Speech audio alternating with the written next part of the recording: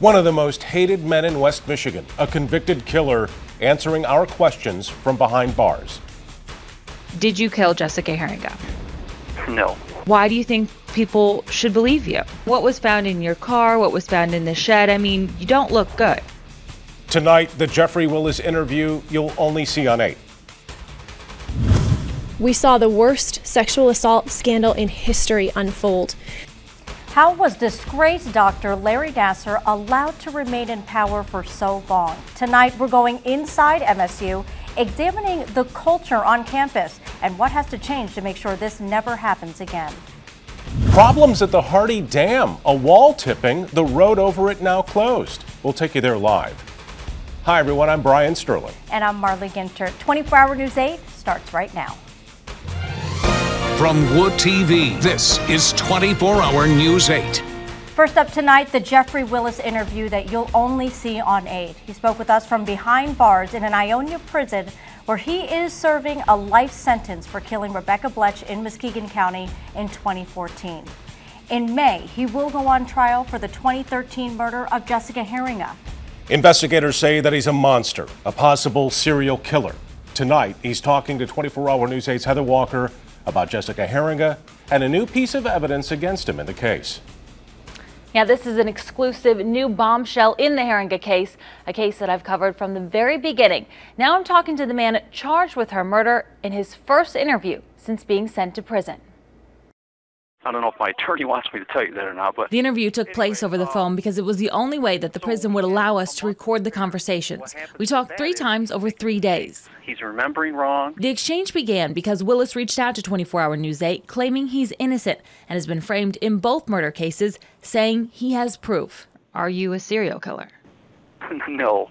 Did you kill Jessica Herringa? No. Did you have anything to do with her disappearance?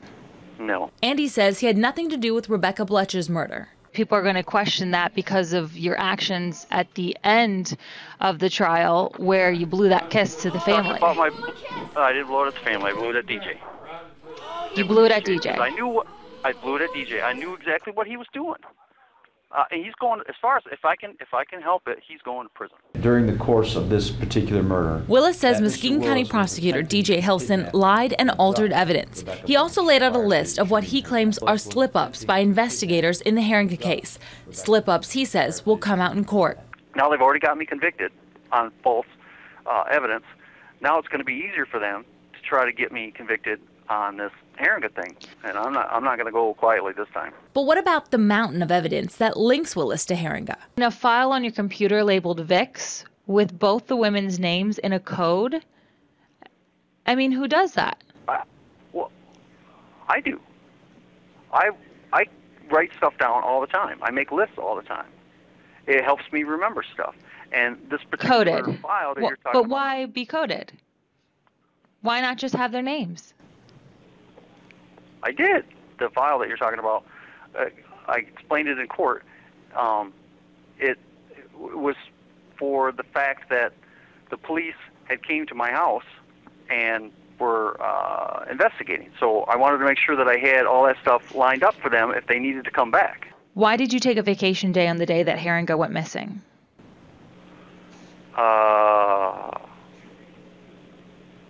The 25th, right? You're talking about? The day that she went missing. April 25th. Okay. But I thought we covered this. He explains he had to use his vacation before it expired at the end of the month. And the list of serial killers with a mark next to the name of the men known as the Toolbox Killers, along with the locked toolbox found in his van. I'm not going to answer that one because that might be something that my lawyer wants to keep for trial. Then there's a saved phone bill from the night Herringa went missing and that crazy confession from his cousin, Kevin Bloom. Why did your cousin say that he helped you bury her body? I wish I had that with me. I don't know why he said that, honestly. Willis tells me he has no idea if Bloom was involved in Herringa's killing. Why do you think people should believe you? What was found in your car? What was found in the shed? I mean, you don't look good. I have to be honest. Okay. No, I understand. I understand where you're coming from. I don't know how to explain it other than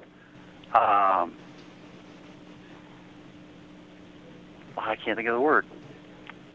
I don't want to say coincidence, but some of that stuff looks bad, but has innocuous explanation. One new piece of evidence that is yet to be made public until now was revealed to us by police, and it's hard to believe it's anything but innocuous. Did you change your passwords after Jessica Herringa went missing? I changed my passwords in 2015. Investigators tell me he changed multiple passwords from his bank to his email, about a half a dozen in total. You changed it to JLH 42713? I don't know. That's probably it. But I don't want to talk about that right now. That's one of those things that I would like to save. JLH, Jessica Lynn Herringa, 42713, the date of the day after she went missing. Willis tells me he plans to file a motion to dismiss the Herringa case. He's currently working on appealing the Bletch murder conviction. We also reached out to the Muskegon County prosecutor, DJ Hilson, who says he is not going to dignify Willis with a response. Boy, Heather, he's argumentative, he's cocky, he definitely doesn't confident. have a story straight at some points, but why do you think it's important that we hear from him? Well, that's a good question, because I know that's going to be some of the criticism we're going to hear. Why give him any time? He's a convicted killer. But the truth is, there's a lot of questions in this Herringa case that we don't have answered, that police don't have answered. And so we're going to do our best to get to the bottom of them and try to get some answers. Exactly. So many things that really the community wants to know. What happened? Yeah. Where is she? Absolutely. Heather Walker, thank you. An alert in Newaygo County tonight where cement blocks in the Hardy Dam are tipping.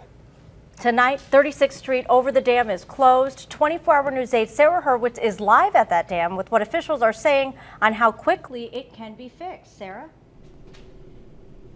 Well, Brian and Marley, this is the problem. These cement slabs that are leaning about 10 to 12 inches. And the concern is that they could bushback even further into the road, or even worse, fall onto top of cars. But they could be repaired as early as tomorrow.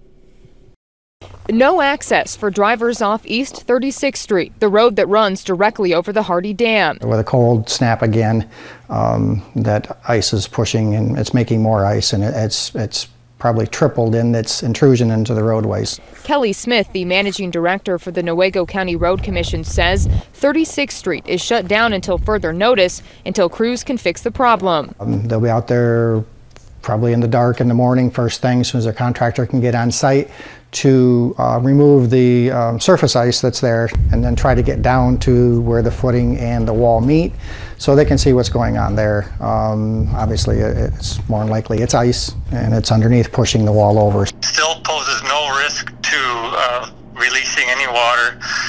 Downstream residents are not at risk, neither is our facility.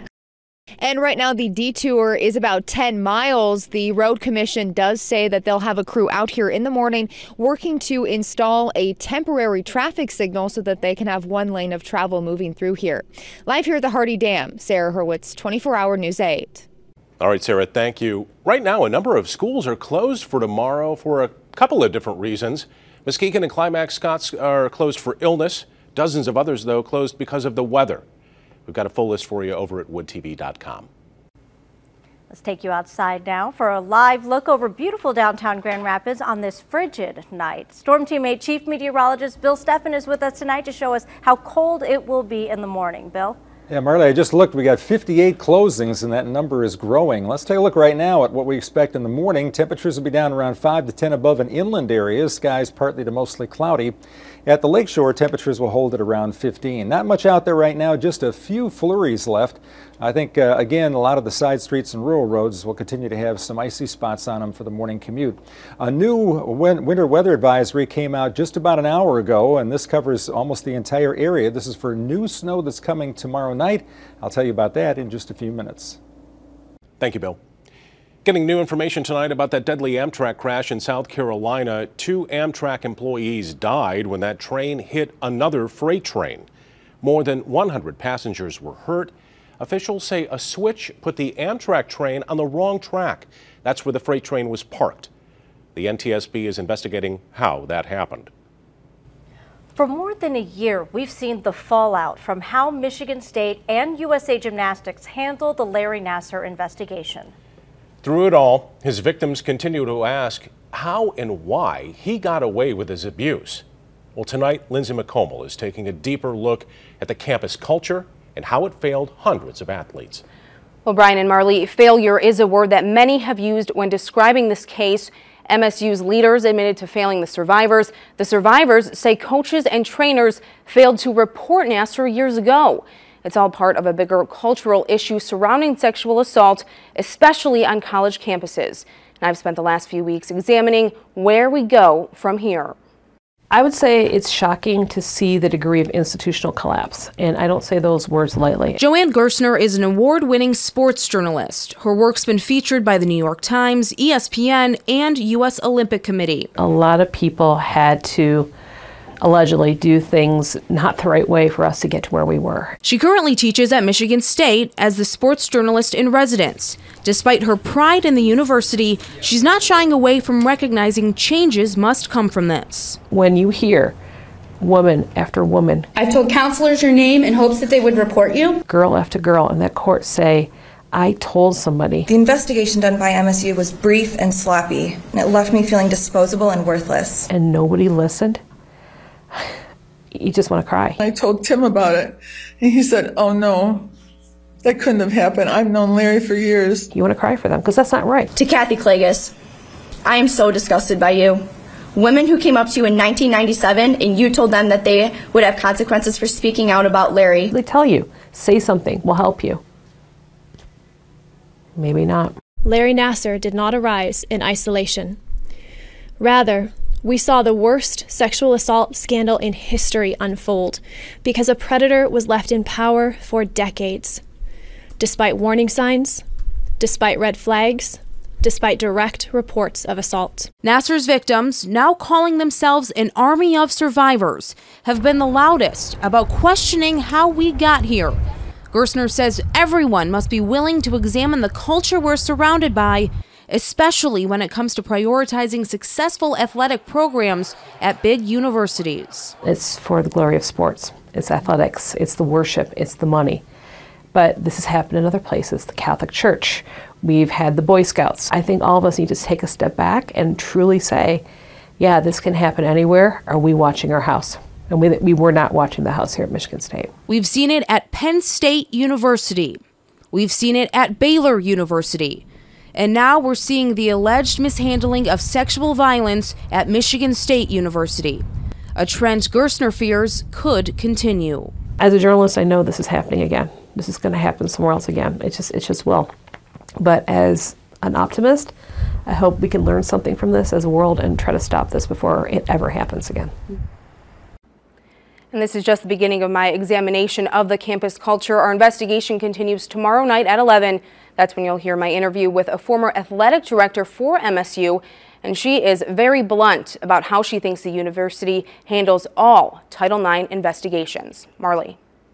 Looking forward to that report, Lindsay. Thank you. Larry Nassar will be sentenced on sexual abuse charges in Eaton County tomorrow. He's already been sentenced to at least 100 years in prison in other cases. That number will climb higher tomorrow. We'll have live coverage on woodtv.com. A Rockford family made national headlines a couple of years ago when they welcomed their 13th child into the world, a 13th boy. Well, new tonight, they have a big announcement. They are due now in April with child number 14. Can you believe that? As Zach Horner reports, they are waiting to find out if the baby will be a boy or a girl. This is Super Bowl Sunday at the Schwant household. Patriots. The Eagles. The Patriots. Eagles. Eagles. A house divided on their team to win, but together for the big game. And a big announcement. I would love to have a girl, but I just don't think it's in the cards. The last couple, numbers 12 and 13, we kind of held out a little hope. Number 14 is on the way. The previous 13, all boys. Having a girl is like throwing a Hail Mary at this point. They say the new addition won't change much. If you have 3, then it's the same as having 10, if you ask me. You know? It's just more chaos, more noise, but it's nothing that we're not used to at this point. And with the last couple, people have asked that a bunch. You know, it's got to be crazy, 14 or 13, but it's not any more of a burden financially or logistically or anything like that. It's just, it's what we do. With enough kids to field an entire offense plus 2, they did what they always do this Super Bowl Sunday. Enjoying time together, shared a meal, and they're looking forward to making more memories with that new baby due in April. But will there be more? I'm thinking that this is it. It's, you know, it just feels like probably this is going to be it, and we're going to enjoy every second of it. They're still smiling. I can't imagine that. Are they sure number 14 is it? Well, that's what they tell me there, but they also said that they can't imagine a home without any babies in it at this point. Right. So I guess it will be seen in the future, but they did say that they're concentrated on just having 14 right now, and I guess we'll see what the future holds. Yeah, it might be weird for them to not have to change diapers, so. Something they're clearly very used to at this point. Yeah. Yeah, I'd be in the fetal position if I was that dad, that's for sure. All right. Thanks, Zach. And this is just the start of a big week here on Wood TV 8. The Olympics are just 4 days away. Our own Jack Doles is already in Pyeongchang. Right, he will be there following our local Olympians going for gold. Jack's live report starts Thursday on the opening day of the Olympics. He's got a friend with him too, bobblehead. The party is going to last well into the morning in Philadelphia. You're looking live at that crowd downtown in Philly tonight. Coming up next, we'll have highlights and post-game reaction from their big Super Bowl win. And we'll solve the mystery of that "Congratulations, Patriots" commercial you might have seen. And kitchen fires, like the one you just saw on This Is Us tonight, are actually common. So we're going inside a home with firefighters to show you how to prevent such a tragedy.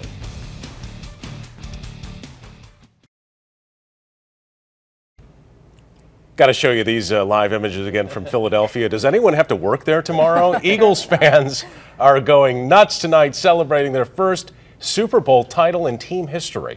Larry Figursky is here with the highlights and post-game reaction. Yeah, it's a pretty entertaining game, wouldn't you say? Some say maybe top 5 all time. Yeah, pretty close. Nice. Yeah. Well, regardless, for the first time in Super Bowl history, the two teams combining for more than 1,000 yards in total offense. That was fun to watch. Eagles looking for their first NFL title since 1960. Again, that's just 3 years after the Lions last won an NFL title. Patriots, of course, were looking for their third in 4 years. Back of the end zone there, that's West Michigan's own Perry Paganelli, the back judge, back in the back of the end zone, working his second Super Bowl. Grand Rapids native Floyd Mayweather Jr., just trying to mix in with the crowd. Look at that coat. Eagles up 9-3 in the second. Nick Foles on the give to LeGarrette Blount, former Patriot, finds the seam, takes it in from 22 yards out. It was 15-3 Philly. Pats would battle back. Tom Brady inside give to James White. He breaks a tackle at the 15. Another here at the 12 and goes the distance as well. 26 yards, cut the lead to 3. Late in the half then, Eagles 4th and goal. This looked a lot like that Lions play against the Packers. Reverse, Troy Burton finds Nick Foles, first quarterback in Super Bowl history, to catch a touchdown pass. 22-12 at the half. Pats back within 6, though, less than 10 to play. Brady up top. Ron Gronkowski, his second of the day. Brady had 3 TDs, 505 yards, but with just 2.5 to go. Foles over the middle. Zach Ertz there for the game winner. It would be last chance here for the Pats on a Hail Mary and falls to the ground. The Eagles win their first Super Bowl and first NFL title since 1960, outgunning the Pats 41-33. Nick Foles, the backup turned quarterback MVP. I felt calm. I mean, we have such a great group of guys, such a great coaching staff. We felt confident coming in, and, you know, we just went out there and played football. Didn't play good enough defense, didn't play good enough in the kicking game. Just wasn't quite enough against a good team like Philadelphia. I'm just so proud of the city. They earned it, no doubt about it. We wouldn't be here without them. We love playing in Philadelphia. First Super Bowl chance, Philadelphia history, and they deserve it. Great game. Lions now expected to finally and officially name Pats defensive coordinator Matt Patricia as their new head coach. We expect in a news conference sometime in the next 48 hours or so. Hopefully we don't get used to that look on his face. Yeah, no kidding. All right. Thanks, Larry. Yeah, sure. All right. You might have seen it, that "Congratulations, Patriots" ad after the game. Well, it wasn't a mistake. It is what Subaru of Muskegon, they wanted to air, regardless of the final score. If they wanted to get some buzz, though, on this tonight, they did big time online. Oh, yes, they certainly did. If you didn't know where they were, you sure do now. Yep. How many retweets and master Facebooks. stroke. Yes. Well, coming up next, Firefighters take us inside a home to show us what you can do to prevent a fire like the one you saw on This Is Us tonight.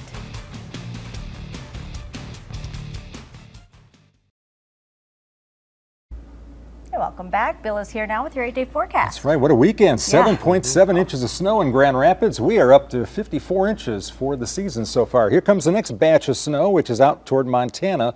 That will arrive here about 7 o'clock, 6 o'clock tomorrow evening. So most of the day it will not be snowing, but towards evening, the snow moves in. Roads are going to get slick here in the area. Here's our future cast. There may be a flurry later tonight in a spot or two, but most areas will stay dry. During the day tomorrow, skies will be partly cloudy for a while, and then the clouds start to come in from the west. Here comes the snow into West Michigan. This is 6, 7 o'clock, and you can see it moving in, and we go pretty quickly into those darker blues, so it's going to start snowing pretty good during the evening. Roads will be slick here during the evening period. Temperatures at 59, but look at this, it's 5 below in Alma, so much colder out here. Temperatures during the early morning should be 5 to 10 inland. These are wind chills at 7 a.m. tomorrow morning, so bundle up the kids. It will be a cold one. Forecast calls for temperatures to be in the low to mid 20s this week. We will get Monday night snow, a good 2 to 4 inches across the area, probably about an inch on Wednesday from snow showers, and another several inches of snow will come on Friday. A very wintry week ahead. Sure will be. Thank you, Bill. This Is Us fans are likely still recovering from an episode of twists and turns. But there are some real-life takeaways from tonight's show about fire danger. And 24-hour News 8's Joe LaFurgey shows us a cutting-edge program in Grand Rapids that is saving lives. Or if you can't reach it. Don and Judy Fight's West Side home is neat as a pin, the kind of place anyone would feel safe in. But there's always those things you may not think about. How often should you test your smoke alarms? Once a year. Weekly. Weekly. I'm off on that. The push button is. The crew from GRFD Engine 8 conducted a follow-up to a home safety inspection for the Fights. Not just adding smoke and CO detectors, but also making sure things like a space heater too close to combustibles or a laundry basket too close to a water heater aren't creating a dangerous situation. Whereas you're looking for 3 feet away from the furnace, hot water heater, we're looking for storage issues because that's what can start fire. The free inspection and installations are part of the city's residential safety program. In the 5 years since the program began, city fire crews have visited some 5,000 homes, and pretty soon they'll put up smoke detector number 50,000. And it's totally voluntary. So there's no need for anyone to feel that they will be pushed into the situation. Malfunctioning kitchen appliance, a quick-moving fire, no working smoke detectors. It's a script Grand Rapids Fire Lieutenant Bill Smith could have written himself. Over half the fires, the areas of origin, are in the kitchen. The leading cause of house fires. But thanks to the Residential Safety Inspection Program, those tragedies are being averted in Grand Rapids. Both death and injuries from fire are down since the program started. We hope to continue that trend. This program is making a difference. In Grand Rapids, Joe LaFurgey, 24-hour News 8. Now, if you are a Grand Rapids resident, you'd like to sign up for that program, just call 311. We'll be right back.